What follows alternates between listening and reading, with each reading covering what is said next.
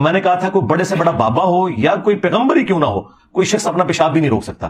اگر آپ یہ سمجھتے ہیں کہ یہ کفر ہے جملہ، تو ٹھیک ہے، پھر آپ اس جملے کو الٹ کریں کہ بڑے بزرگ بھی اور بڑے نبی بھی بغیر اللہ کی مرضی کے اپنا پیشاب روک سکتے ہیں، تو یہ کہیں انشاءاللہ جاتے ہوئے کفر کا فتویٰ آپ کو دے دیں گے۔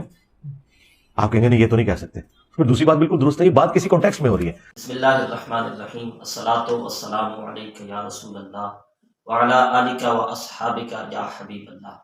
انجینئر محمد علی مرزا جیلمی صاحب نے تھوڑا عرصہ پہلے نبی کریم صلی اللہ علیہ وسلم اور دیگر انبیاء کرام کے حوالے سے یہ جملہ بولا کہ کوئی انسان تو اپنا پیشاب بھی نہیں روک سکتا، پھر چاہے وہ کوئی بزرگ ہو، پیغمبر ہو یا عام انسان، جس پر علماء کرام نے اس کی گرفت کی اور اسے کہا کہ یہ جملہ انبیاء کرام کے لیے توہین ہے اور ان کی گستاخی پر مبنی ہے، بجائے اس کے کہ وہ اپنی غلطی کا اعتراف کرتا، اس سے رجوع کرتا، معافی مانگتا، وہ شیطان کی طرح ڈٹ گیا اور اس پہ طرح طرح کے ہیلے بہانے اور آئیں بائیں شائیں کرنے لگا۔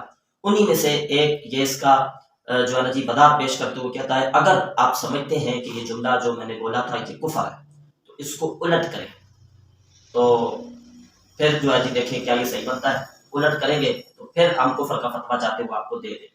الٹ کیسے کرتا ہے؟ کہتے ہیں میں نے یہ کہا تھا کہ کوئی نبی، بزرگ یا عام انسان کوئی بھی ہو اپنا پیشاب نہیں روک سکتا، آپ الٹ کر کے یوں کہیں کہ اللہ کی مرضی کے بغیر وہ پیشاب روک سکتا ہے، تو یہ کفر ہو جائے گا۔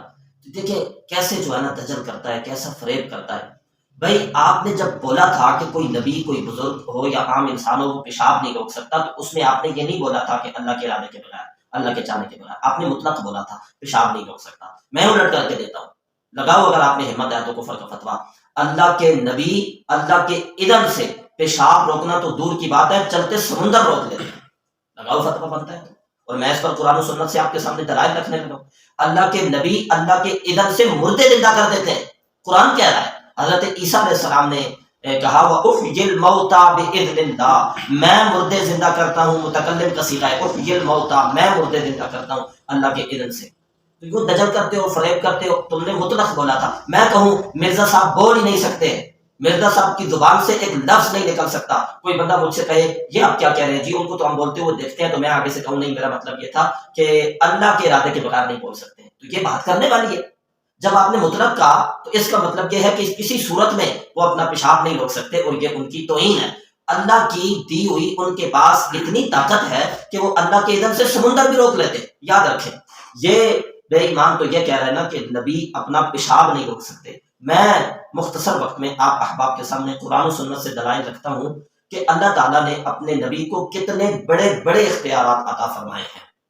یاد رکھیں، اختیار کی دو قسمیں ہوتی ہیں، دو صورتیں ہوتی ہیں۔ ایک ہوتے ہیں تشریعی اختیارات۔ تشریع کا مطلب ہے کہ شریعت میں کسی کام کو جائز کرنا یا کسی سے منع کرنا، کسی کام کو حرام کرنا یا کسی کو حلال کرنا، یہ ہے تشریعی اختیارات۔ اور ایک ہوتا ہے تکوینی اختیارات۔ تکوینی اختیارات یعنی کسی کو جو ہے نا کسی کی آنکھ نہیں نکل گئی تو اسے آنکھ دے دینا، کسی کو جنتی بنا دینا، کسی کے پاس حافظہ نہیں ہے تو اسے وہ عطا فرما دینا، یہ ہے تکوینی اختیارات، جن میں یہی آتا ہے چلتے سمندر کو روک لینا، رکے دریا کو چلا دینا۔ اسی طرح سے جو ہے نا جو یہ کہتا ہے کہ پیشاب نہیں روک سکتے، وہ تو اللہ کے اذن سے مردے زندہ کر لیتے، یہ تکوینی اختیارات ہے۔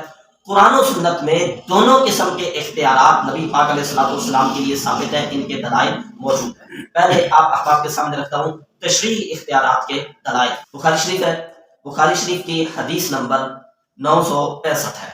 اس میں حضرت براء بن عازب رضی اللہ تعالیٰ عنہ صحابی ہیں، کہتے ہیں کہ نبی پاک صلی اللہ علیہ وسلم نے عید الاضحیٰ کے موقع پر، بڑی عید کے موقع پر، تو ارشاد فرمایا نبی پاک علیہ السلام نے آج کے دن ہم سب سے پہلے جس چیز سے ابتدا کریں گے وہ یہ کریں گے کہ ہم نماز پڑھیں گے، پھر ہم لوٹیں گے اور قربانی کریں گے، جو ایسا کرے گا وہ ہماری سنت کو پا لے گا۔ اور جس نے نماز سے پہلے قربانی کی تو نبی پاک علیہ السلام نے ارشاد فرمایا فَإِنَّمَا هُوَ لَحْمٌ قَدَّمَهُ لِأَهْلِهِ، یہ صرف گوشت ہے جو اس نے اپنے گھر والوں کے لیے پہلے ہی اس کو ذبح کر دیا ہے، یعنی لَيْسَ مِنَ النُّسُكِ فِي شَيْءٍ، قربانی میں اس کا کوئی حصہ نہیں ہے نماز سے قبل جس نے ذبح کر دیا۔ فَقَالَ رَجُلٌ مِّنَ الْأَنصَارِ، راوی کہتے ہیں انصار کے ایک رجل، ایک صحابی تھے، وہ عرض گزار ہوئے جن کا نام ابو بردہ بن نیار ہے۔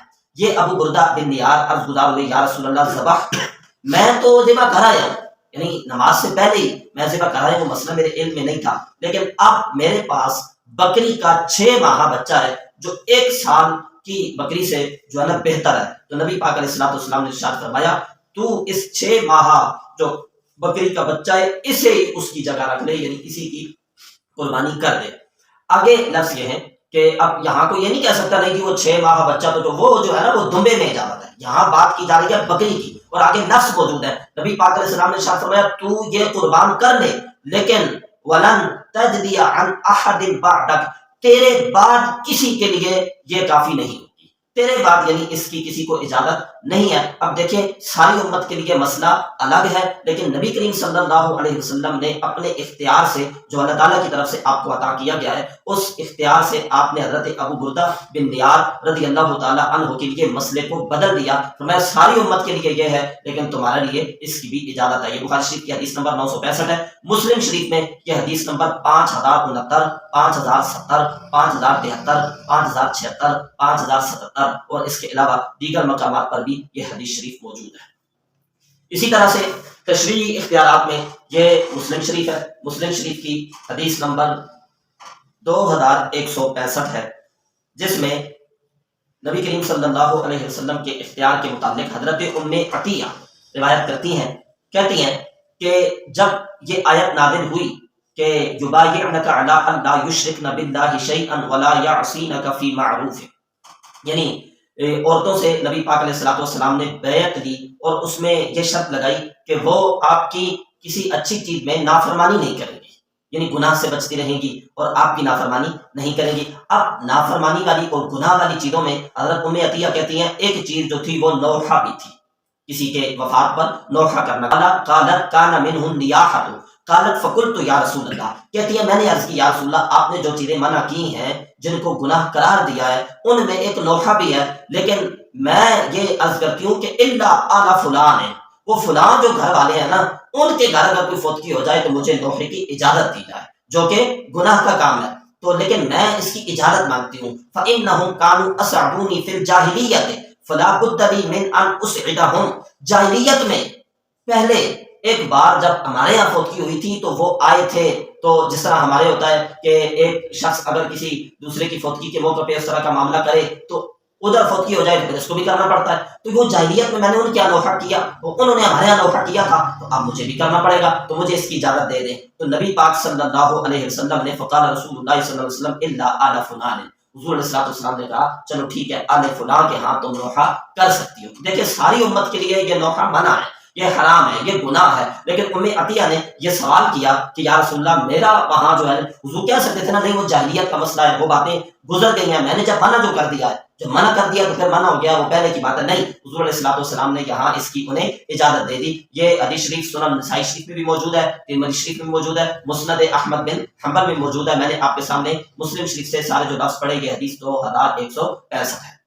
اسی طرح سے یہ آپ کے سامنے تشریعی اختیارات کی دلیل ایک اور رکھتا ہوں، یہ ترمذی شریف ہے، ترمذی شریف کی حدیث نمبر 781 ہے، یہ میرے پاس چونکہ مختلف نمبرنگ ہوتی ہے، مکتبہ رحمانیہ ہے، مکتبہ رحمانیہ کی یہ جو نسخہ ہے اس میں 781 نمبر حدیث ہے، حضرت مولا کائنات علی المرتضی رضی اللہ تعالیٰ عنہ سے روایت ہے، کہتے ہیں جب یہ آیت نازل ہوئی نا وَلِلَّهِ عَلَى النَّاسِ حِجُّ الْبَيْتِ مَنِ اسْتَطَاعَ إِلَيْهِ سَبِيلًا، تو یہ آیت جب نازل ہوئی تو قالوا یا رسول اللہ افی کل عام، صحابہ نے کہا یا رسول اللہ اس میں حج کا حکم ہے کہ اللہ کے لیے لوگوں پر بیت اللہ کا حج ہے جو اس کی طرف چلنے کی استطاعت رکھتا ہے، تو لوگوں نے ان صحابہ نے عرض کی ہر سال آ جائے، فسکت، حضور خاموش رہے، فقالوا یا رسول اللہ افی کل عام، پھر صحابہ نے عرض کیا رسول اللہ ہر سال ہے، قال لا، آپ نے فرمایا نہیں، لیکن آگے ساتھ ہی فرمایا ولو قلت نعم، اگر میں ہاں کہہ دیتا، تم نے کہا کہ ہر سال ہے تو میں نے ایک بار خاموش رہا اور پھر تم نے کہا تو میں نے لا کہہ دیا، لو قلت نعم، اگر میں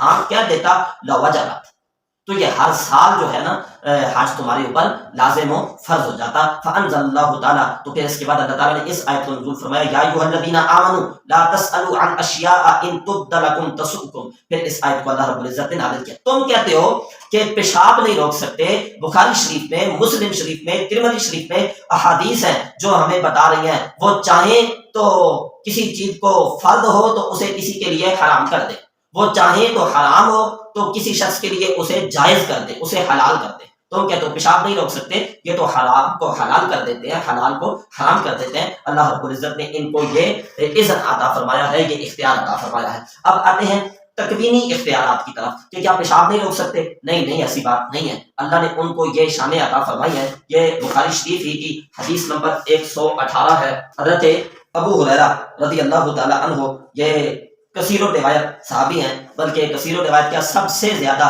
جن سے احادیث مروی ہیں وہ حضرت ابو ہریرہ ہیں۔ روایت حضرت ابو ہریرہ سے یہ کہتے ہیں قلت یا رسول اللہ، میں عرض گزار ہوا یا رسول اللہ انی اسمع منک حدیثا کثیرا، یا رسول اللہ میں آپ سے بہت حدیثیں سنتا ہوں لیکن انسا ہوں، میں انہیں بھول جاتا ہوں۔ قال ابسط رداءک، تو حضور نے فرمایا اپنی چادر بچھاؤ۔ فبسطته، میں نے چادر بچھائی۔ فغرف بیدیہ ثم قال دم، آپ نے ایسے چلو میں بھر کے کوئی چیز اس میں ڈالی اور پھر فرمایا اسے اپنے ساتھ، اسے سمیٹ کے اپنے ساتھ لگا لے۔ فضممتہ، میں نے اسے سینے سے لگا لیا۔ فما نسیت شیئا بعد، اس کے بعد کبھی کوئی چیز میں بھولا ہی نہیں۔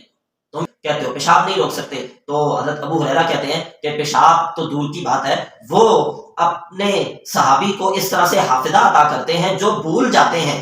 حضور علیہ الصلوۃ والسلام حافظہ عطا کرتے ہیں اللہ کی دیو اختیار اور اذن سے، تو وہ کثیر و روایت سب سے زیادہ جو ہے نا احادیث روایت کرنے والے صحابی بن جاتے ہیں۔ اسی طرح سے تکوینی اختیارات پہ ایک اور آپ کے سامنے بڑی خوبصورت دلیل رکھتا ہوں کہ جی پیشاب نہیں روک سکتے نبی پاک علیہ الصلوۃ والسلام، کہ اللہ تعالیٰ نے آپ کو کتنے اختیارات عطا فرمائے ہیں۔ یہ مسلم شریف ہے جی، مسلم شریف کی حدیث نمبر 1094 ہے۔ بہت سے دلائل ہیں، میں اختصار کے ساتھ آپ احباب کے سامنے یہ رکھ رہا ہوں۔ حدیث نمبر 1094 ہے، روایت حضرت ربیعہ بن کعب اسلمی رضی اللہ تعالی عنہ صحابی ہیں، کہتے ہیں کنت ابیت مع رسول اللہ صلی اللہ علیہ وسلم، میں ایک دن رات کو نبی پاک علیہ الصلوۃ والسلام کے ساتھ تھا۔ فآتیہ بوضوئہ وحاجتہ، میں نے آپ کی بارگاہ میں آپ کے وضو کا پانی اور حاجت کے لیے میں نے جو ہے جی پانی لایا۔ فقال لی سل، تو دریائے رحمت جوش میں آیا۔ مصطفیٰ کریم علیہ الصلوۃ والسلام نے ارشاد فرمایا مانگ ربیعہ، یہ مطلق ہے، یہاں یہ نہیں ہے کہ کیا مانگ، یہاں اس طرح کے ذہن کے جیسے انجینئر مرزا کا ذہن ہے تو وہ کہہ سکتے ہو نہیں یار اس کا مقصد یہ تھا مانگ، یعنی کچھ چلو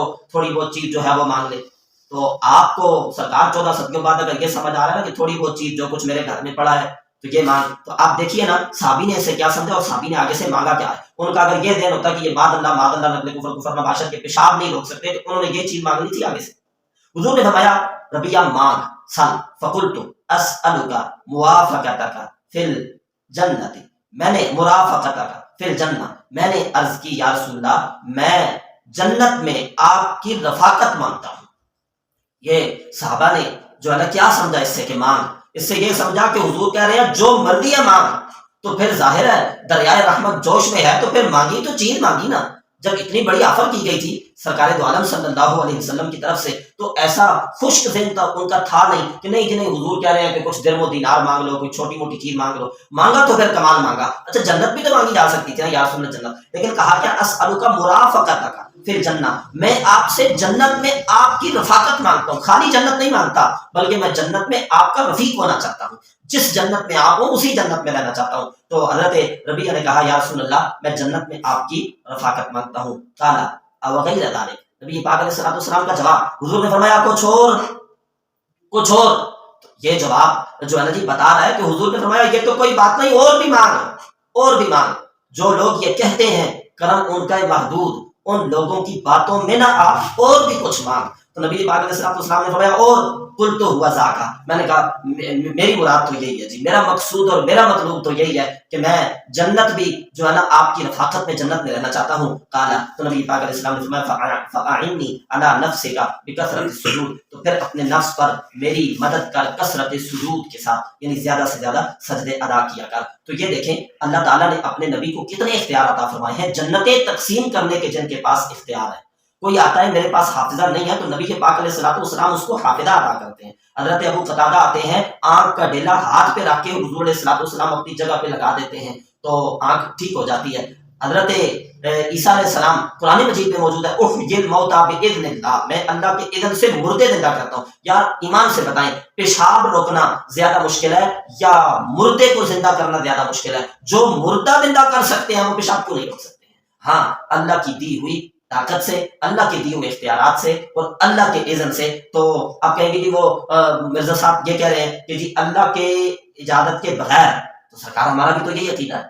کس نے کہا ہے کسی بھی معاملے میں کہ کوئی اللہ کے نبی ہے یا کوئی بزرگ ہے تو وہ اللہ کے ارادے کے بغیر یہ کام کر سکتے ہیں؟ یہ تو کوئی کہتا نہیں ہے۔ ہمارا چیلنج ہے آپ کو، کسی سنی عالم کی کوئی تقریر بتا دو، کسی سنی عالم کی کوئی تحریر بتا دو۔ ویسے تو تم ہمارے وہ لوگ جو علماء نہیں ہیں، سب کو پتہ ہے صرف وہ مبلغین ہیں، اور ان کی کچھ نہ کچھ باتیں اس طرح کی آپ کر کے لگاتے ہی رہتے ہیں۔ چلو کسی کچے سے بندے کی کوئی بات لگا دو جس نے یہ کہا ہو فلاں اللہ کا ولی یہ کام کر سکتا ہے اللہ کی مرضی کے بغیر، اللہ کے ارادے کے بغیر یہ کام کر سکتے ہیں، تو یہ تو ہمارا عقیدہ نہیں ہے۔ ہم جو کہتے ہیں وہ سمندر روک لیتے ہیں، ہم یہ کہتے ہیں وہ مردے زندہ کر لیتے ہیں، ہم یہ کہتے ہیں وہ جنتیں تقسیم کرتے ہیں، ہم یہ کہتے ہیں کہ وہ پیشاب تو پیشاب سے رہا وہ دنیا روک سکتے ہیں، پیشاب تو پیشاب سے رہا وہ چاند کے 2 ٹکڑے کر سکتے ہیں، اور انہوں نے کیے ہیں۔ پیشاب تو پیشاب سے رہا وہ ڈوبے ہوئے سورج کو واپس پلٹا دیتے ہیں، وہ سورج روک لیتے ہیں، اور انہوں نے روکا ہے۔ یہ ہمارا عقیدہ ہے کہ اللہ کی دی ہوئی طاقت سے یہ سارے کام ہوئے، تو جو اللہ کی دی ہوئی طاقت سے مردے زندہ کر سکتے ہیں کچھ بعید نہیں ہے، وہ اللہ کی دی ہوئے عزت اور اختیار سے پیشاب بھی روک سکتے ہیں، سمندر بھی روک سکتے ہیں۔ سمجھنے کی ضرورت ہے۔ تو یہ گستاخی ہے، یہ توہین ہے انبیاء کرام کی۔ آپ کا ذکر کیا جائے اور ساتھ آپ کے پیشاب کا ذکر کیا جائے تو آپ کو یہ اچھا نہیں لگتا، تو وہ عظیم ذاتیں جن کو اللہ رب العزت نے اتنے اختیارات عطا فرمائے ہیں، ان کا نام لے کر یہ جھوٹ بولنا کہ وہ اپنا پیشاب نہیں روک سکتے، یہ ان کی توہین ہے، یہ ان کی گستاخی ہے۔ مرزا کے فالورز کو بھی یہ بات سمجھنی ہوگی کہ تم نے کلمہ مرزا کا نہیں پڑھا، انبیاء کرام علیہ السلام کے ادب اور احترام کی بات آئی ہے تو کلمہ تو جناب نبی پاک علیہ السلام کا پڑھا ہے۔ تھوکے اس شخص پر جو انبیاء کرام کے لیے اس طرح کا توہین آمیز بیان دے رہا ہے اور انبیاء کرام کی توہین کر رہا ہے۔ نبی پاک صلی اللہ علیہ وسلم کا کلمہ پڑھا ہے اور قبر میں جا کے اللہ تعالیٰ کو جواب دینا ہے۔ اللہ تعالیٰ ایسے جو ہے نا گستاخ شخص کے دجل و فریب سے امت مسلمہ کو بچنے کی توفیق عطا فرمائے۔ وآخر دعوانا الحمدللہ۔